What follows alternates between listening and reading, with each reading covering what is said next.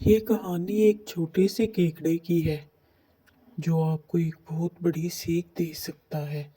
एक बार की बात है, एक केकड़ा समंदर के किनारे मौज मस्ती कर रहा था। वो कुछ दूरी पर था और फिर बीच बीच में रुक रुक कर अपने पैरों के निशान देखता। बहुत ही ज्यादा खुश होता। वो ऐसा बार बार करता। वो आगे बढ़ता और अपने पैरों के बने डिजाइन को देखता। बहुत खुश होता कि तभी इतने में एक लहर आई और इसके पैरों के सभी निशान मिट गए। इस पर केकड़े को बहुत गुस्सा आया और उसने समंदर से बोला, ऐ समंदर, मैं तो तुम्हें अपना दोस्त मानता था, पर तुमने ये क्या किया? मेरे पैरों के निशान को एक पल में मिटा दिया।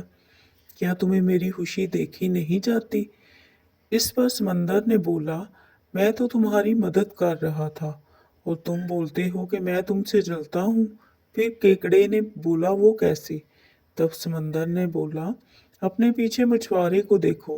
वो लोग पैरों के निशान देखकर ही सारे केकड़ों को पकड़ रहे हैं। मैं तो तुम्हें अपना दोस्त मानता हूँ, इसलिए तुम्हारे पैरों के निशान को मिटा दिया ताकि तुम्हें कोई पकड़ ना ले। दोस्तों, ये कहानी छोटी सी थी पर बहुत ही अच्छा सीख दे गई।